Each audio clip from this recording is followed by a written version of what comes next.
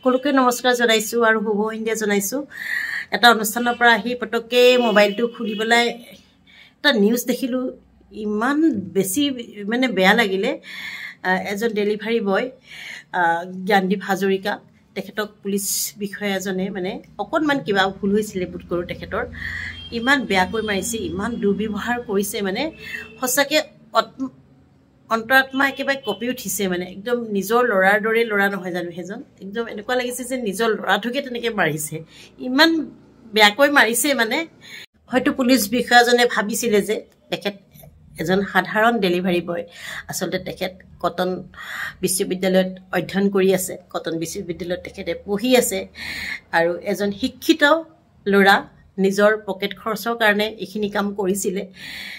গতিকে আমাৰ প্ৰশাসনে উচিত ব্যৱস্থা ল'ব লাগে, কিয়তো পুলিচৰ লোকসকলে বহুত পুলিচৰ মানুহক দেখিছোঁ ক্ষমতাৰ অপব্যৱহাৰ কৰে তেখেতলোকে। মানে পুলিচ বিষয়াসকলৰ বা পুলিচ বুলিয়ে কৈছোঁ, পুলিচ জাতিটোৰে গোটেইখিনি নহয়, তথাপিতো ইমান দুৰ্ব্যৱহাৰ। আৰু এইখিনিতে মোৰ এটা কথালৈ মনত পৰি গৈছে, তেতিয়া কৰোণাৰ সময়ৰ কথা। 6টা বজাৰ পৰা কাৰ্ফিউ লগাই দিয়ে, 6টা বজাৰ পৰা মানুহ ওলাবলৈ নিদিছিলে কৰোণাৰ সময়ত। আৰু মোৰ ডগীটো সেইদিনাখন ওলাই গৈছিলে 6:10 নে 6:05 হৈছে দেই।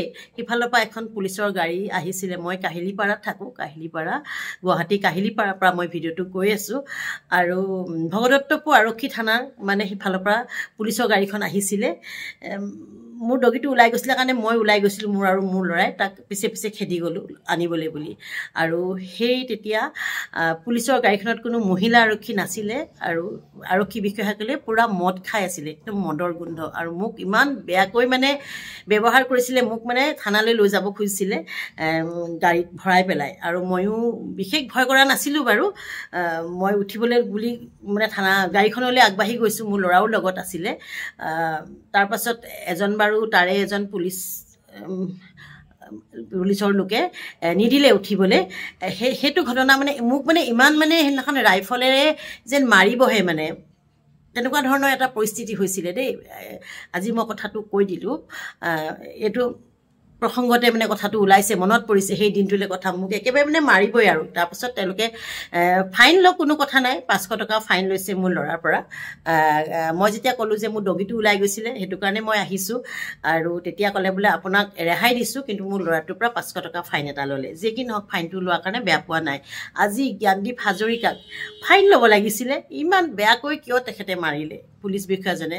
গতিকে আমি অনুৰোধ জনাইছোঁ, সচেতন নাগৰিক হিচাপে তেখেতৰ নিলম্বন কৰিলেই নহ'ব, তেখেতক বৰ্খাস্ত কৰক চাকৰিৰ পৰা। চাকৰিত কেতিয়াও মকৰদ কৰিব নালাগে, চাকৰিটো তেখেতক কেতিয়াও ঘূৰাই দিব নালাগে। তেতিয়াহে মানে উচিত শাস্তি যদি নিদিয়ে নহয়, এনেকুৱা আৰক্ষী বিষয়া আৰু ওলাব, এনেকুৱা ধৰণৰ জ্ঞানদীপক যে মাৰিলে তেনেকুৱা ধৰণৰ আৰু ঘটনা ঘটি থাকিব। আৰু এটা কথা, এই ভিডিঅ'টো কোনে ভাইৰেল কৰিলে, ভিডিঅ'টো কোনে কৰি আছিলে? পুলিচ বিষয়াজনে যে মাৰিলে ভিডিঅ'টো কৰিলে, ভিডিঅ'টো ভাইৰেল কৰিব নালাগিছিলে আচলতে।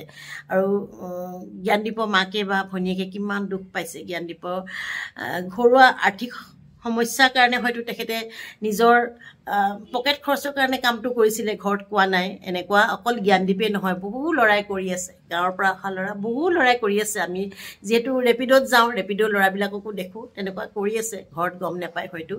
কিন্তু সেইটো ভাইৰেল কৰাটো উচিত নাছিলে। আৰু পুনৰবাৰ কৈছোঁ, আমাৰ প্ৰশাসনক কৈছোঁ, আমাৰ চিফ মিনিষ্টাৰ হিমন্ত বিশ্ব শৰ্মা দেৱকো অনুৰোধ জনাইছোঁ যাতে উচিত ব্যৱস্থা লয়।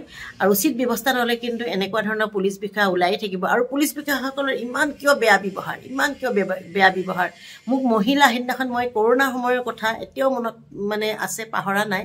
সেইটো সময়ত মই ভিডিঅ' কৰা নাছিলোঁ কাৰণে হয়তো ভিডিঅ'টো নগ'ল, নহ'লে মই ভিডিঅ' কৰিলোঁহেঁতেন। মানে মোক মানে লাঠি দাঙি আহিছে, বন্দুকৰ কুন্দাই যেন মোক মাৰিবহে। ভগদত্তপুৰৰ পুলিচ আছিলে দেই, পূৰা ফুল মদ খাই আছিলে। মই পোষ্ট দিম বুলি ভাবিছিলোঁ তেতিয়াই, কিন্তু নিদিলোঁ।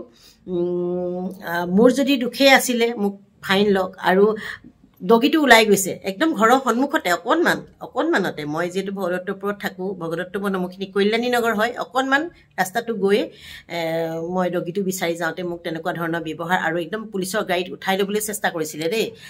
আৰু ল'ৰাটোৱে বহুত ভয় খাইছিলে, মোৰ ল'ৰাটো সেইদিনাখন।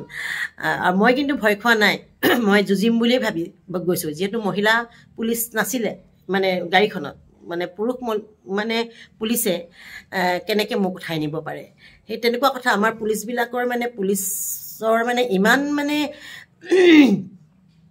পাৱাৰ দি দিছে তেওঁলোকে পাৱাৰ অপব্যৱহাৰ কৰিছে আচলতে ক্ষমতাৰ অপব্যৱহাৰ কৰিছে খুব দুখ লাগিছে আচলতে বহুত বেছি দুখ লাগিছে এনে জ্ঞানদীপক নহয় মানে মোৰ নিজৰ ল'ৰাটোকে মৰা নিচিনা লাগিছে জ্ঞানদীপক মৰা নিচিনা লগা নাই মই এটা অনুষ্ঠানৰ পৰা আহি জাষ্ট মই পাইছোঁহি আৰু লগে লগে ভিডিঅ'টো মই কৰিলোঁ মানে সকলোকে মই আহ্বান জনাম পুলিচ প্ৰশাসনক যাতে আপোনালোকে এনেকুৱা ব্যৱহাৰ নকৰে কোনোবাই ভুল কৰিছে ভুলটো শুধৰাই দিয়ক যদি ফাইন ব্যৱস্থা আছে ফাইন কৰক কিন্তু এনেকৈ মানে ইমান বেয়াকৈ মাৰিছে মানে সঁচাকৈ একদম মানে বহুত বেছি বেয়া লাগিছে গতিকে ভিডিঅ'টো অকণমান বনাই দিলোঁ আৰু মোৰ কথাখিনিও কৈ দিলোঁ মই ইয়াতে সিদিনাখন মোৰ সৈতে কি হৈছিলে ধন্যবাদ